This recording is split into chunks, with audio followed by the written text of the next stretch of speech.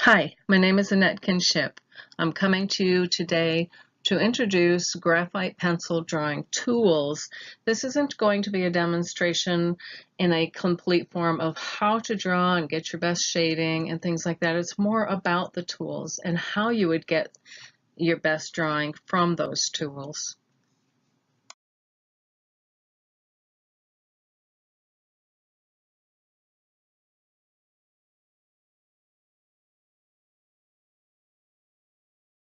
Before I take you to the tools, let's talk about where I've come from so that maybe you can relate to me better.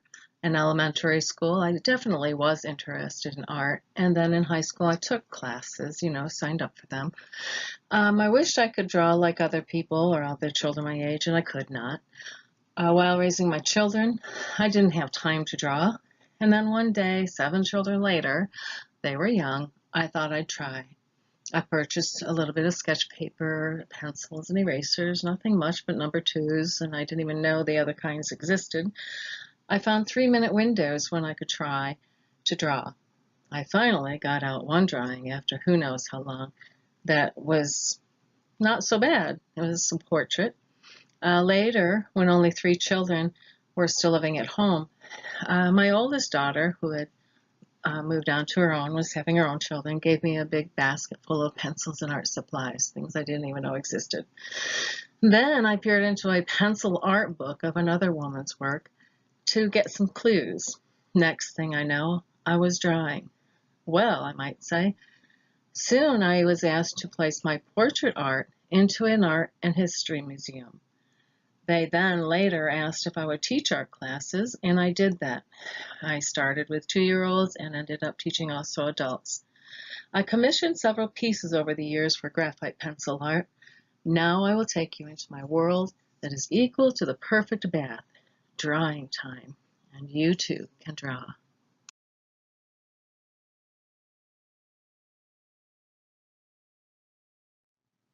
Drawing is a 2D form of art. We're going to talk about sketching to very realistic in the pencil world.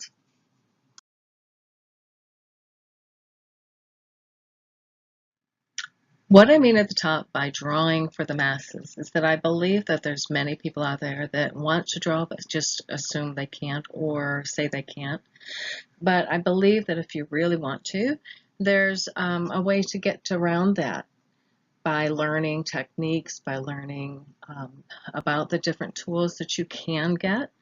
You don't have to have perfect tools, but we can talk about that. Let's talk about first the paper types. This is only 3 different ones. You can buy a Bristol style, drawing style, and sketching style. We're not going to get into the details about it. There's more to know. And then there's pencils, dark ones that are soft, lighter ones are harder, and we'll talk about why that is. And then we need blenders and erasers. Blenders help to take that graphite pencil and move it around and cause your shadings, etc., etc.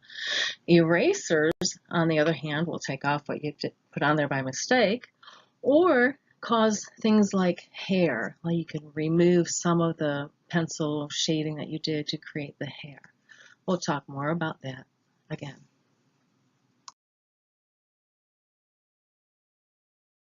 So here we are on the page of paper. We've got your Bristol papers. There's different styles of Bristol paper. Bristol paper has thicknesses that are different and smoothnesses that are different. All your papers might come thinner, thicker. We've got the drawing papers that might be thinner and they might have more feathery kind of smoothness. Sketch paper is definitely feathery. The newsprint, that's kind of fun to draw on. Some people actually use them as their finished art, but most people just use it as a practice paper.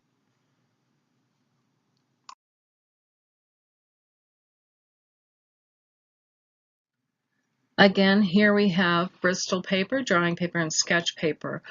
Bristol has a tendency to be the smoother. It's more detail accommodating. Its shading on the smooth is more realistic. The drawing paper can look fairly realistic, but it is more fibrous, as I said, or feathery than Bristol. It's semi-detail accommodating. And the sketch paper is very fibrous, feathery, and has a sketch look at the end. It's rougher or more textured, and I don't mean it's rough, it's just you're going to get more of that sketch look. Paper is the white of all your drawings or the lights of your drawing.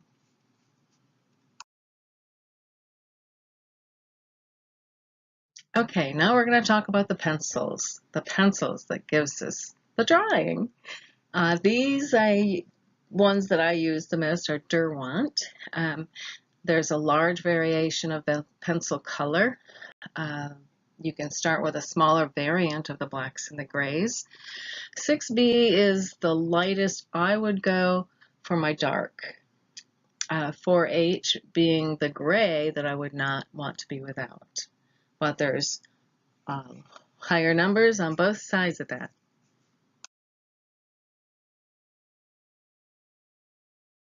The variant of dark to lights come from the variety of dark blacks, which are the soft pencils, to the lighter grays, which are the harder pencils. The blacker the pencil color, the softer it gets. The lighter the gray color, the harder the pencil becomes.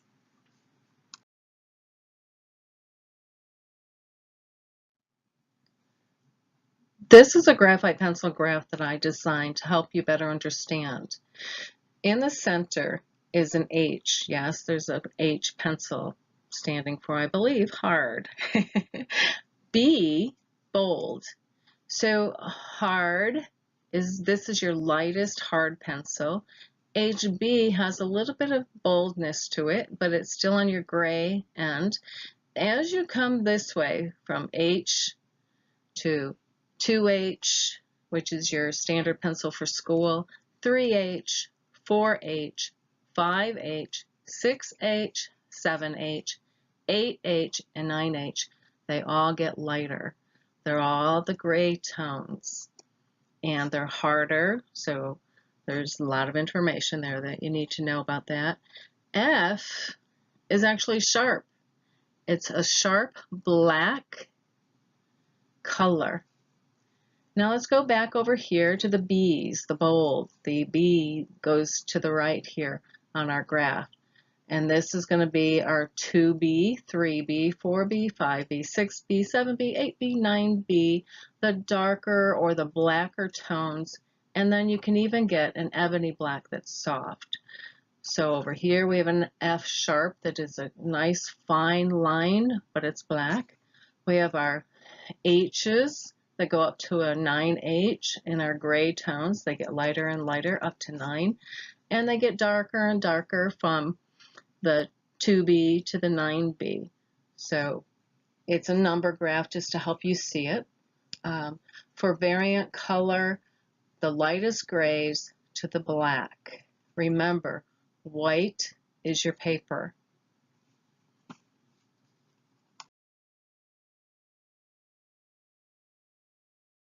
I'm going to repeat that in a different way, as this makes all the difference in your drawing. H pencils, as the numbers increase, the color gets lighter and the graphite gets harder. B pencils, as the numbers increase, the color gets darker and the graphite gets softer. The H pencils indent paper, which can be an asset or a disturbance. An F pencil adds a crisp, sharp, black color as it is hard like the H's. An ebony black pencil adds deepest black color.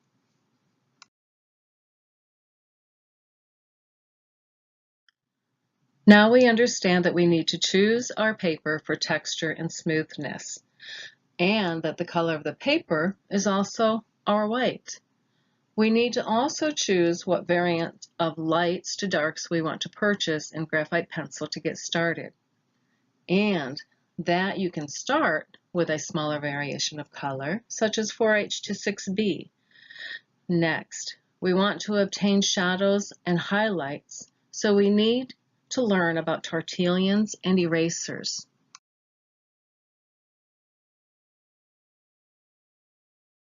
All right, we've talked about paper and pencils. Now we're going to talk about blenders and erasers. The blenders are also called tortillons. The top right ones in the blender area are kind of like a compressed paper and then shaped into points so that when you go to move your pencil around, which your soft B pencils are going to move much easier than your hard gray ones. And they're going to help you do your shading. The erasers, on the other hand, will of course pull off anything that you put on by mistake, but you got to be careful. Some papers just absorb that pencil and it's not going to come off again, especially with hard grays or your hard F, because it leaves indentations and it just doesn't come off as easy.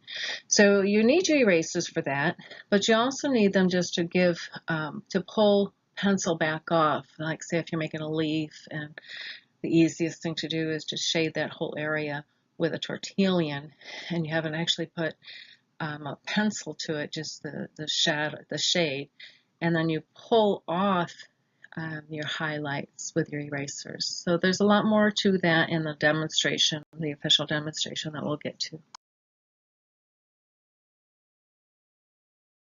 We won't be getting to any demonstrations on this video, but I do want you to know that we're going to demo the tortillons and demonstrate the erasers as well as the pencils.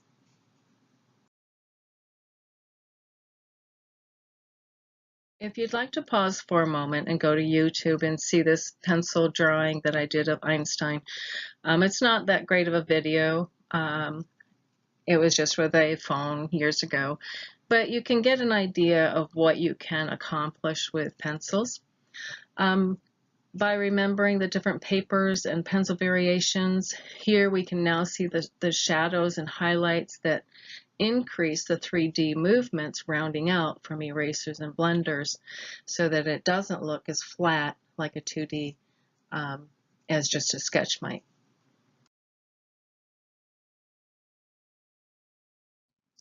As you remember, we have different types of paper: Bristol Smooth, drawing, which is still kind of smooth but might have a little bit more fiber in it, and your sketch paper that is more fibrous and it will look like a sketch.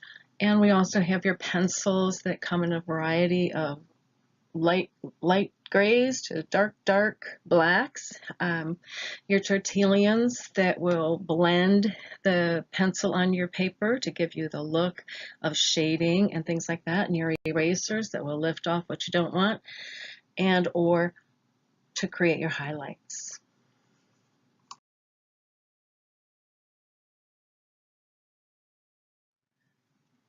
Importantly, what we are all afraid of is applying the proportions, finding the balance, and seeing the perspective and putting it on the paper. There are ways to accomplish this and let go of the fear, or as some say, false evidence appearing real. So here we are with proportions, the balance, the perspective that's hard to figure out. There are different ways of being able to find that, and there's the graphing or the grid drawing.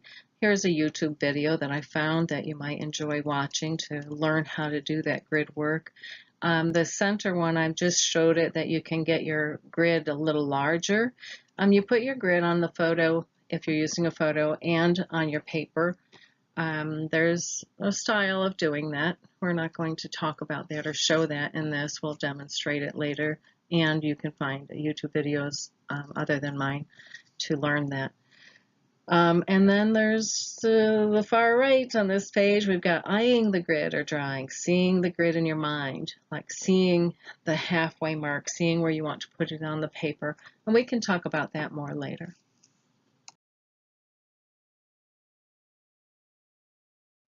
Now that you are aware of paper, pencils, erasers, tortillons, grid work, larger grid work, or seeing the grid, you can begin. In starting, you have to think about your layout.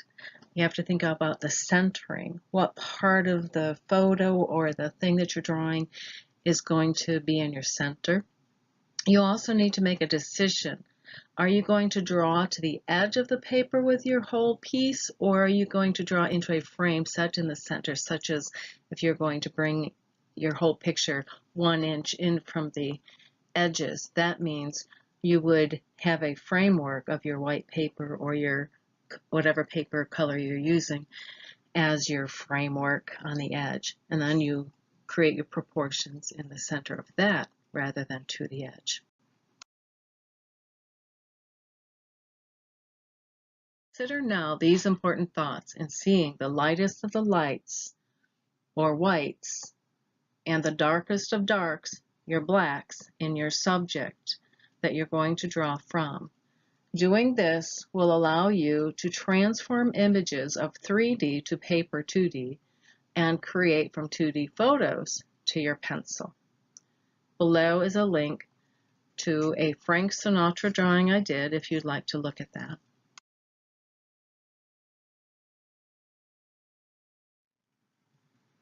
Things to know and remember. Choose your paper and your pencil variation. Have your tortillons and erasers ready. Clean them with sandpaper boards. Keep your pencils sharpened unless you need them softened. Remember, your white is your paper. Be careful to not contaminate those areas. The pencil will move, but you can erase. Do not be afraid to go dark. Erase for hair and highlights with fine edges of erasers. Your H pencils leave grooves. Stay away from the hard lines till you are sure you want it there. Sketch your shapes with soft B pencils or outline your proportions with a dirty tortillon.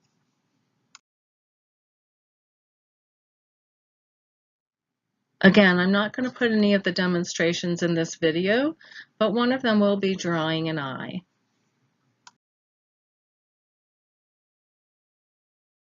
Refer back to this video anytime you need to as we go through the demonstrations later. You want to remember to choose yes to detail or not to detail. How far to detail is in the artist's license. Having it appealing to others in its finished state is only necessary if you want to sell your bath time. Whether you are a Picasso, a Van Gogh, Leonardo, Dali, or just want to be able to put on paper something you like is your choice, but anyone can draw something, and with this information, so can you. Remember, the supplies are important.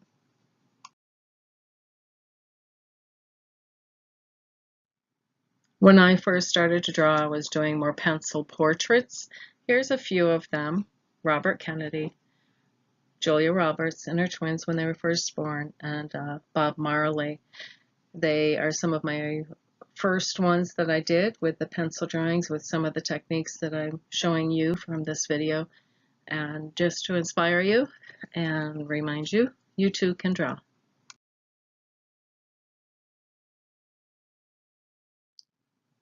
Thank you for coming to visit my drawing studio. I hope you come back for more or look at some of my other videos on food and nutrition and song.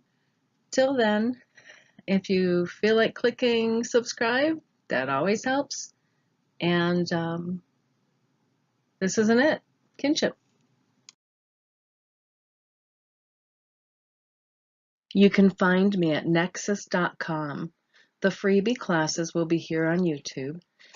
The subscription courses will be available starting November 15th at $20 per month, including a choice bonus session of food, sewing, painting, or any other ones that we have. You'll have some choices there.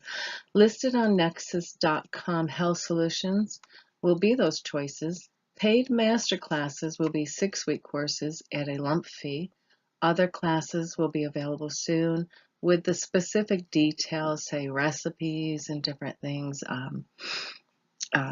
maybe an eye or an eyebrow or an ear as far as drawing or painting. Sewing, we'll get into some details of specific sewing instructions, and then actually sew something, maybe some small stuff at first. Well, hope to see you there. Be sure to subscribe to my YouTube channel. That always helps. Thanks. Bye.